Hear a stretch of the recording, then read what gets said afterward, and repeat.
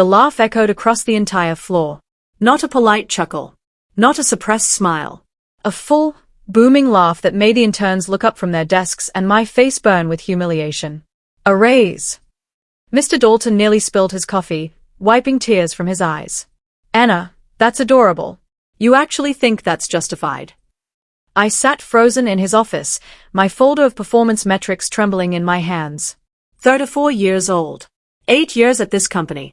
I'd led every major project for 2 years straight. I'd built the workflow systems that kept this department running. And he was laughing at me like I'd just asked if I could be CEO. I exceeded every target for the last 2 quarters, I said quietly, trying to keep my voice steady. I implemented systems that saved us over $200,000 annually. He waved his hand dismissively. That's your job, Anna. That's what we pay you for already. The smirk on his face made something inside me crack. Not break, crack. Like the first line in a dam before everything floods through. I stood up slowly, clutching my folder. I understand, sir. Thank you for your time. As I walked out, I heard him chuckling to his assistant. Can you believe that? 2 weeks, I thought, my jaw clenched. 2 weeks to make him regret that laugh. I didn't cry in the bathroom. I didn't rage at my desk. I sat down, opened my laptop, and started a new folder labeled documentation. My hands were steady. My mind was clear. For the first time in 8 years, I wasn't reacting to his arrogance. I was planning around it. The office hummed with its usual Monday chaos. Phones ringing. Keyboards clicking. Mr. Dalton's voice booming across the floor as he took credit for something one of the junior analysts had finished over the weekend. I used to let that slide. Not anymore. I pulled up the project management system, the one I'd designed from scratch 3 years ago when the old system kept crashing.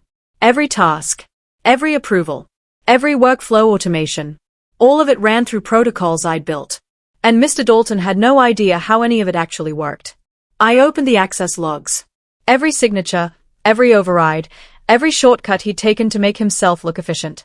It was all there, time-stamped and documented. He relied on systems he didn't understand, managed by a person he'd just humiliated. That was his first mistake. By lunchtime, I had a timeline. 2 weeks. 14 days to let him realize exactly who kept this department running while he took the credit and the bonuses. Tuesday morning, I arrived early. The office was empty except for the cleaning crew and the faint hum of fluorescent lights. I logged into the admin backend of our workflow system and ran a diagnostic check. Not to sabotage anything. Just to document. Every automated process. Every task distribution.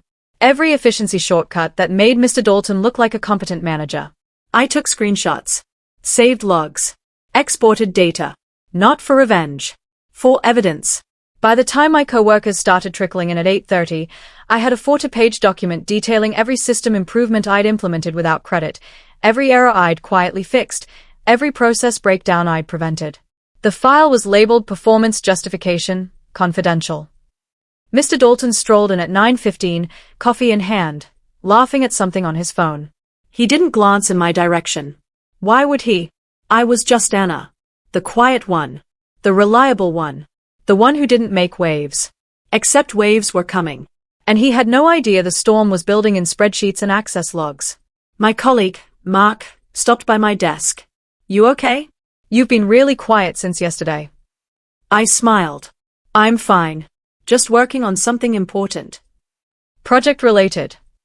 You could say that. He studied my face for a moment, then nodded and walked away. 2 weeks.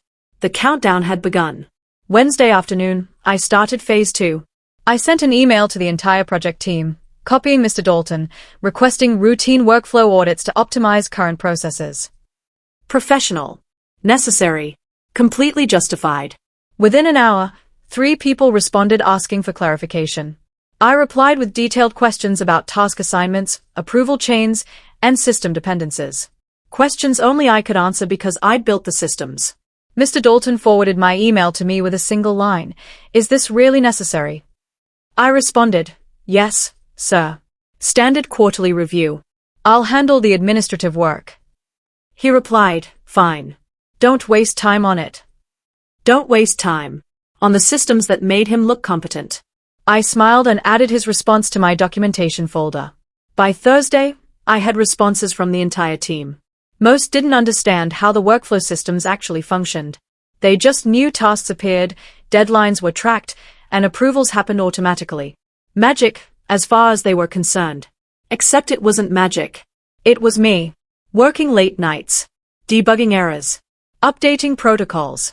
Making Mr. Dalton's department run smoothly while he golfed with clients and took credit in board meetings. I compiled everything into a presentation. Not for him. For what was coming. Before I tell you what happened next, I want to ask something. If you've ever been laughed at by someone who didn't realize you were the one holding everything together, if you've ever been underestimated by someone who couldn't survive a week without you, please take a moment to like this video and subscribe to this channel. And I genuinely want to know, where are you watching from? Drop your city or country in the comments. Because what happened in those 2 weeks wasn't revenge. It was a masterclass in making arrogance face reality. Now let's get back to Friday, when everything started shifting. Friday morning, the first crack appeared. I'd made a tiny adjustment to the workflow automation, nothing harmful, just removed one redundancy I'd built in as a safety net. A task approval that usually auto-processed now required manual verification. At 10:47 a.m., Mr. Dalton's assistant came to my desk, looking confused. Anna, the Henderson project approval isn't going through. The system says it needs manual override. Oh, I said, perfectly calm. That's because I removed the automatic bypass. It was creating audit compliance issues. Someone with senior approval authority needs to manually verify now. She blinked. Who has that authority? Mr. Dalton. Or me, since I built the system. She hurried back to his office. 5 minutes later, he appeared at my desk, face slightly red. Anna, what's this about manual approvals? I pulled up the compliance documentation. Sir, the automatic bypass was flagged in the last audit review as a potential policy violation. I corrected it per standard procedure. He stared at the screen, clearly not understanding the technical details. Just approve it. Of course, sir. I clicked 3 buttons. The approval went through. He walked away, irritated but not yet concerned. I logged the interaction. Timestamp, 10:52 a.m. incident, required manual intervention for process he claimed to manage. The cracks were forming. By Monday of week 2, 3 more routine corrections had created small disruptions. Nothing catastrophic. Just enough to make Mr. Dalton's morning slightly more complicated. An expense report that needed additional documentation. A client deliverable that required his signature instead of auto-processing. A team meeting that couldn't be scheduled through the usual automated system. Each time, he came to my desk. Each time, I explained calmly, professionally, that I was optimizing processes and ensuring compliance. Each time, he walked away more frustrated. I documented every interaction. Screenshots. Email trails. Timestamps. The pattern was becoming visible to anyone paying attention. Mr. Dalton couldn't function without me fixing things in the background. Mark noticed. Anna, he's been at your desk like 5 times today. What's going on? Just some system updates, I said lightly. Nothing major. But it was major. And it was deliberate. And every disruption reinforced one undeniable truth. The competent manager everyone praised was entirely dependent on the employee he'd laughed at. Tuesday afternoon, I escalated slightly. I sent an email to our department head, copying Mr. Dalton. Subject, Workflow System Performance Review, requesting input. The email detailed every system I'd built, every improvement I'd implemented, and requested feedback on proper attribution for technical contributions in upcoming performance reviews. Mr. Dalton's response came within minutes. Anna, can we discuss this privately? Of course, sir. When would you like to meet? Now. I walked into his office with my laptop and documentation folder. My heart was pounding, but my face was calm. He closed the door. Anna, what is this email about? I sat down, opened my laptop, and pulled up the presentation I'd been building. Sir, this is a comprehensive review of all workflow systems, automation protocols, and process improvements I've implemented over the past 3 years. I clicked to the first slide. This is the project management system. Built from scratch. Reduced task processing time by 40%. Next slide. This is the automated approval chain. Eliminated bottlenecks that were costing us an average of $3,200 per week in delays. Next slide. This is the client deliverable tracking system. Improved on-time delivery from 78% to 96%. He stared at the screen, his earlier confidence fading. Anna, I know you've done good work, but, sir, I interrupted gently, I'm not finished. I clicked through 15 more slides. Every system, every improvement, every problem I'd solved while he took credit in management meetings. By the time I reached the final slide, titled Value Added, $847,000 annually, his face had gone pale. This is why I requested a raise, sir. This is the work you laughed at. The silence stretched between us like a wire pulled too tight. Anna, I didn't realize the scope of, you didn't ask, sir. I closed my laptop. May I go? He nodded mutely. Wednesday morning, I arrived to find an email from Mr. Dalton sent at 6:43 a.m. Team meeting, 9 a.m. mandatory attendance. I showed up early. The conference room smelled like stale coffee and anxiety. When everyone was seated, Mr. Dalton cleared his throat. I wanted to acknowledge some recent concerns about workflow systems and process attribution. Every head turned slightly toward me. I kept my expression neutral. Anna has brought to my attention that certain technical contributions may not have been properly credited in our departmental reporting. May not have been. I almost smiled. Going forward, we'll be implementing a more transparent attribution process for technical development work. He looked directly at me, and for the first time, there was no smirk. Anna, thank you for your diligence in maintaining these systems. It wasn't an apology, but it was acknowledgement. In front of the entire team. Mark caught my eye from across the table and gave a small nod of approval. After the meeting, 2 junior team members approached me. Anna, I had no idea you built all those systems. I thought they were just standard software. They are now, I said, because I made them work. That afternoon, I received another email from Mr. Dalton. HR has approved a compensation review for your position. Details to follow. I leaned back in my chair and exhaled slowly. 2 weeks. And the walls were crumbling exactly as I'd planned. Thursday, the department head requested a meeting. Not with Mr. Dalton. With me. I walked into her office with my documentation folder, now expanded to 60 pages, and sat across from Francine, a woman who'd built her career on results, not politics. Anna, I received your workflow performance review email. I've also had some interesting conversations with Mr. Dalton this week. She leaned forward.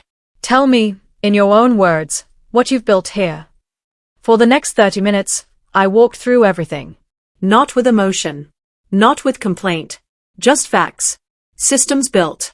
Problems solved. Value created.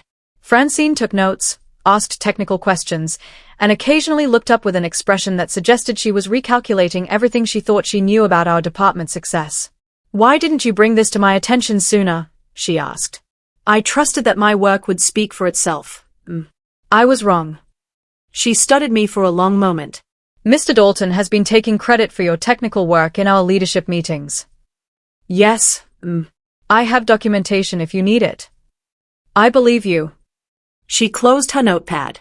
Your compensation review is being expedited. You should hear from HR by next week. And Anna? Yes.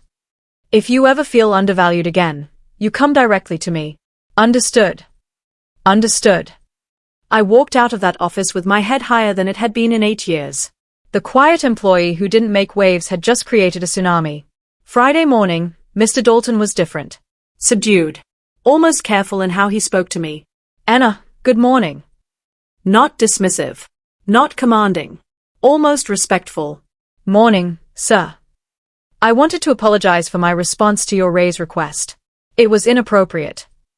I looked up from my computer. He was actually making eye contact. I didn't understand the full scope of your contributions. That's on me. Thank you, sir. I appreciate that. He nodded and started to walk away, then stopped. Anna, I need you to know, this department doesn't function without you. I see that now. It wasn't the groveling some part of me had fantasized about. But it was honest. And in a strange way, that mattered more. I'm glad we're on the same page, sir. By lunchtime, Mark appeared at my desk with a grin. You did it. You actually did it. Did what? Made him realize you're the reason this place runs. Everyone's talking about it. I didn't do anything dramatic. I just showed the work. Exactly, Mark said.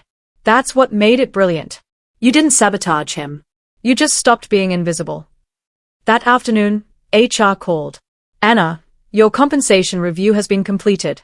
You'll see the adjustment in next week's payroll. It's a 22% increase, retroactive to the beginning of the quarter. 22%. Not the 15% I'd originally asked for. More. The following Monday, I walked into the office with a different energy. Not arrogant. Not vindictive. Just confident. Mr. Dalton was already at his desk when I arrived. He glanced up, and for the first time in 8 years, he looked uncertain. Anna, do you have a few minutes? Of course. We sat in his office. He slid a folder across the desk. This is the updated organizational chart. You'll see your title has been adjusted to Senior Technical Operations Manager. Senior Manager. I opened the folder. My name, in print, with the responsibilities I'd actually been performing for 3 years. The raise and title are both effective immediately, and I've instructed our team leads that all technical development work will be properly attributed going forward. Thank you, sir. I also want you to know, I've recommended you for the Leadership Development Program. If you're interested. The same program he told me I wasn't ready for 6 months ago. I'm very interested. He nodded. Good. You've earned it. After I left his office, I sat at my desk and allowed myself a moment. 2 weeks ago, he'd laughed at me. Today, he'd promoted me. Not because he was generous. Because I'd made him see the reality he'd been ignoring. That evening, I met Mark for coffee. So, what's next? He asked. Now. I smiled. Now I make sure no one else gets laughed at for knowing their worth. Over the next week, something shifted in the department culture. Junior team members started asking me questions directly instead of routing everything through Mr. Dalton. Project leads consulted me on workflow decisions. Even the interns seemed to recognize that the quiet woman at the corner desk was someone worth listening to. Mr. Dalton noticed. I could see it in how he deferred to me in meetings, how he'd pause before making technical decisions and glance in my direction. The power dynamic had fundamentally changed. Not because I'd taken his authority. Because I'd proven mine. One afternoon, a new hire approached my desk nervously. Anna, I heard you built most of our systems. I was wondering if you could help me understand the approval workflow. Of course. Pull up a chair. As I walked her through the system, I caught Mr. Dalton watching from his office. Not with resentment. With something that looked almost like respect. Later that week, Francine called another meeting. Anna, I'm reorganizing the department structure. I'd like you to take over all technical operations directly. You'd report to me, not Mr. Dalton. What about Mr. Dalton's role? He'll focus on client relations and strategic partnerships. His strengths. Not technical management. She paused. He actually suggested this arrangement himself. I processed that. He'd voluntarily given up control over the work he couldn't do without me. I accept. By the end of my 3rd week post-confrontation, the office felt different. The tension that used to hang over our department, the anxiety about Mr. Dalton's mood, his unpredictable demands, had dissipated. He was calmer. More focused. Actually doing the work he was qualified for instead of pretending to understand mine. I restructured the team workflows, implementing transparent attribution for all technical work. Every system improvement now credited the person who built it. Every problem solved was documented with names attached. No more invisible work. Friday afternoon, Mr. Dalton stopped by my desk. Anna, I wanted to thank you. I looked up, surprised. For what, sir? For not quitting. For not sabotaging me. For handling this professionally. I never wanted to sabotage you, sir. I just wanted recognition for the work I was actually doing. You deserved it. I was too arrogant to see it. He hesitated. I've been in management for 15 years. I thought I knew how to evaluate talent. But I let bias cloud my judgment. You were competent, quiet, reliable, so I assumed you were just doing your job, nothing special. I was wrong. It was the most honest conversation we'd ever had. Thank you for saying that. I mean it. This department is better because you stood up for yourself. After he left, I sat quietly, processing. Revenge would have been easy. But this was better. This was transformation. 1 month after the raise request that changed everything, I was invited to present at the company leadership summit. The topic, building efficient workflow systems. I stood in front of 60 senior managers, including the CEO, and walked through the systems I'd built. Not as an assistant to Mr. Dalton. As the architect, the creator, the expert. When I finished, the CEO herself approached me. Anna, that was impressive. I had no idea we had this level of technical capability internally. Thank you. I've been developing these systems for 3 years. Well, I'd like to discuss expanding your role company-wide. Can you meet with me next week? Absolutely. Mr. Dalton watched from the back of the room. When our eyes met, he gave a small nod. Not of defeat, of acknowledgement. Later, Mark texted me, "You just presented to the CEO. From laughed at to recognized in 4 weeks. Legend status." I smiled. Not because I'd won some battle, but because I'd proven something important. Competence speaks louder than arrogance. Always. That evening, I updated my LinkedIn profile. New title. New responsibilities. New recognition. My phone buzzed with connection requests from people across the company. People who suddenly wanted to know the woman who'd been invisible for 8 years. I wasn't invisible anymore. And I never would be again. 6 weeks after that humiliating laugh in Mr. Dalton's office, I sat in my new workspace, an actual office with a door and a window, and reflected on what had changed. Not just my salary or title. My entire relationship with my worth. 4 years, I'd waited for someone to notice my value, to recognize my contributions, to offer me what I deserved. But that's not how it works. Value isn't given. It's demonstrated, documented, and defended. Mr. Dalton had laughed because he genuinely didn't understand what I did. And I'd let that happen by being invisible, by fixing things quietly, by never demanding credit. That was my mistake. Not his ignorance, but my silence. Never again. The junior analysts now came to me for mentorship. I taught them what I'd learned. Document everything, claim your work, and never assume competence alone will be enough. But won't that seem arrogant? One asked. There's a difference between arrogance and advocacy, I explained. Arrogance assumes you're better than others. Advocacy ensures you're valued for what you actually contribute. Know the difference? They nodded, taking notes. These were the lessons I wished someone had taught me 8 years ago. That afternoon, I received an email from corporate HR.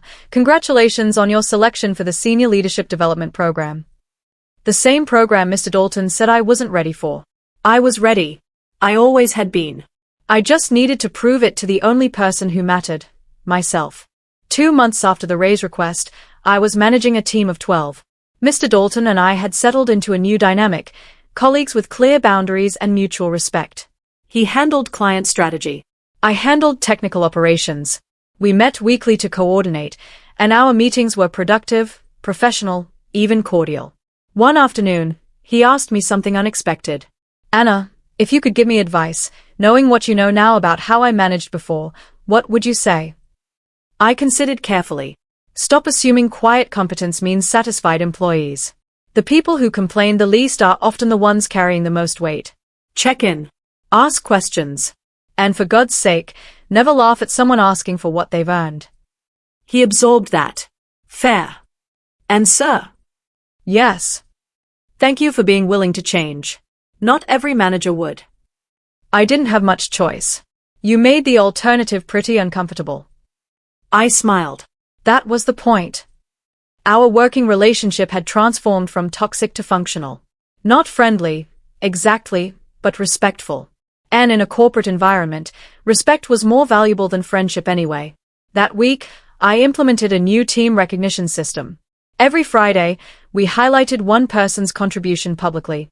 No more invisible work. No more uncredited systems. Everyone's value would be visible, documented, celebrated. The cultural shift was palpable. People worked harder because they knew they'd be recognized. Morale improved. Efficiency increased. And I made sure Mr. Dalton saw the metrics. 3 months post-raise, I was offered a position at another company. Higher salary, bigger title, more visibility. I seriously considered it. But something made me hesitate. I'd fought to be recognized here. I'd built systems here. I'd created change here. Leaving now felt like abandoning the progress I'd worked so hard to establish. I scheduled a meeting with Francine. I've been approached by a competitor. I wanted to discuss it with you before making any decisions. She didn't panic. She didn't guilt me. She just asked, what would make you stay? Continued growth. Real leadership opportunities.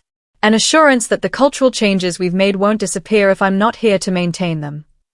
All three are doable. Give me 48 hours. 2 days later, she presented me with a retention package, VP of Technical Operations, company-wide scope, 35% raise from my current salary, and a mandate to implement my recognition and attribution systems across all departments. You've proven you can transform one department. Show me you can transform the company. I accepted, not because of the money, though that certainly helped, but because I'd realized something important. Walking away from a fight you've won means someone else has to fight it again. I chose to stay, to build, to ensure no one else would be laughed at for knowing their worth. That evening, I called my mother. Mom, remember when I called you crying about that raise request? I remember. You sounded devastated. I got promoted to VP today. Silence. Then, you did what?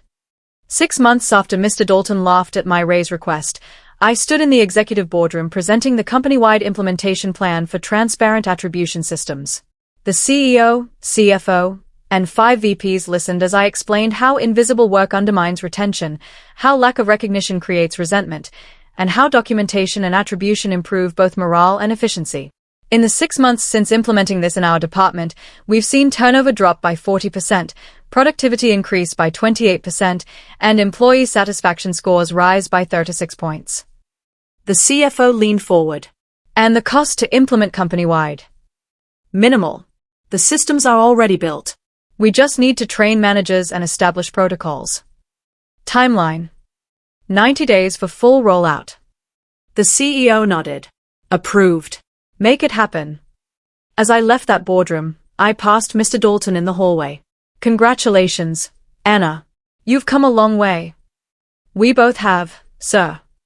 I'm not sir to you anymore. We're the same level now. I smiled. Force of habit. But you're right. For what it's worth, he added, I'm glad you didn't quit that day. I would have deserved it.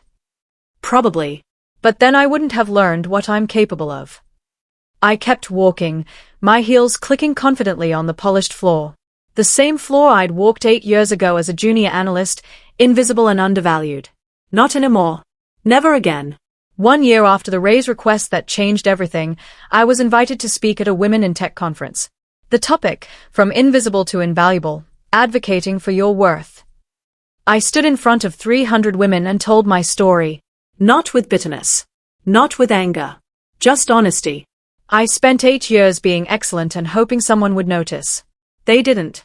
Excellence isn't enough. You have to make it visible. I walked through the 2-week strategy, documentation, evidence, strategic disruption, calm persistence. I didn't yell. I didn't sabotage. I didn't quit. I just stopped being invisible. The applause was thunderous. Afterward, dozens of women approached me with their own stories. Raises denied. Credit stolen. Contributions ignored. What should I do? One asked, eyes red from crying. Document everything. Build your case. And when you're ready, make them see what they've been taking for granted. What if they fire me? Then you'll have documentation for the next place. But if you're as valuable as you say you are, they won't fire you. They'll realize they can't afford to lose you. She nodded, determination replacing despair. That night, I received an email from Mr. Dalton. Saw your conference talk online. You were right about everything. Thank you for not giving up on this place. Or on me. Michael. He'd never signed an email with his first name before. People really can change. If they are willing. If they are pushed. If someone cares enough to push them. 18 months after the laugh that sparked everything, I was promoted to Senior Vice President. My team had grown to 4 to 7 people across 3 departments. The attribution systems I'd built were now company policy. And the culture had shifted measurably. Exit interviews no longer cited lack of recognition as a primary reason for leaving. Performance reviews included mandatory documentation of individual contributions. Managers were evaluated partly on how well they credited their teams. Mr. Dalton, Michael, had been promoted to Chief Client Officer. He was genuinely good at relationship management, strategy, partnerships. The things he should have been doing all along instead of pretending to understand technical systems. We worked together regularly now. Equals. Sometimes even friends. Anna, I need your team's input on the Chamberlain proposal. I'll have someone reach out by Friday. Thanks. And hey, I'm taking the team to lunch next week. You should come. I'll check my calendar. It was strange, this new normal. But it worked. One afternoon, a junior developer approached me nervously. Anna, I built a new automation for the reporting system. It saves about 4 hours a week. Should I tell my manager? Absolutely. And document it. Send an email detailing what you built, the time savings, and request it be noted in your performance review.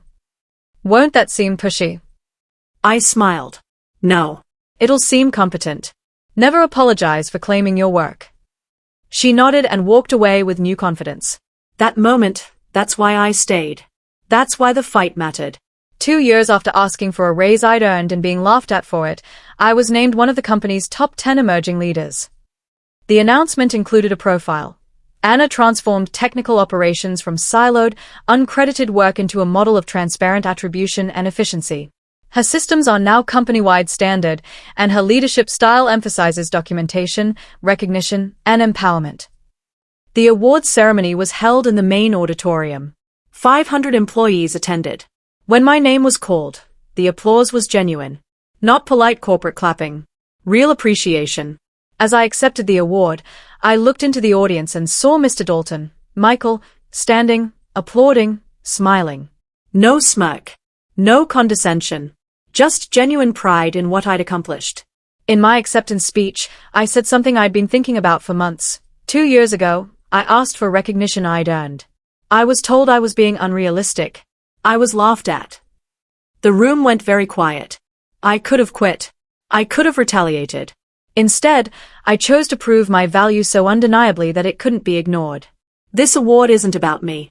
It's about every person who's been underestimated, overlooked, or dismissed. Document your work. Claim your contributions. And never, ever accept being invisible. The applause was deafening. Later, Michael approached me. That speech was powerful. It was honest. I know I was the one who laughed. I'm sorry, Anna. Truly. I know. And I forgive you. You changed. That matters. 3 years after the raise request, I was offered a C-suite position at a Fortune 500 company. Chief Operations Officer. The recruiter called it a once-in-a-career opportunity. The salary was nearly double what I currently made. I sat with the offer for a week, thinking. I'd built something here. Changed something important. The systems I'd created were now part of the culture. People knew their work would be recognized, credited, valued. But could I do more somewhere else? Reach more people? Create bigger change? I scheduled a meeting with our CEO. I've been offered a COO position elsewhere. Before I make a decision, I want to know if there's a path to that level here. She didn't hesitate. There absolutely is. We're planning succession for when our current COO retires in 18 months. You're on the shortlist. Shortlist. Top 2. We were planning to tell you next quarter. I considered. I'd like to stay. But I need a commitment to continue expanding the attribution and recognition systems. Not just maintain them, expand them. Done. What else?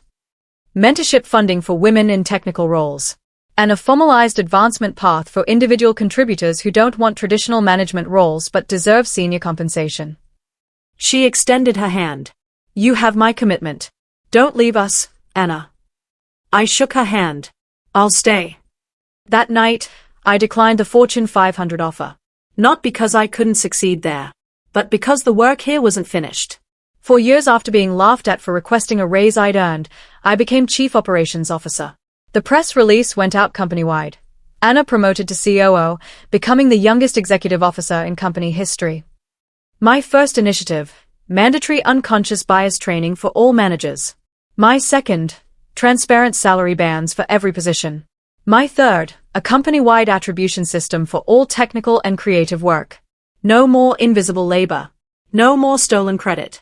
No more laughing at people who knew their worth. Michael, who was now Chief Client Officer, sent me a congratulatory note. From that day in my office to today, you've been the most transformative leader I've ever worked with.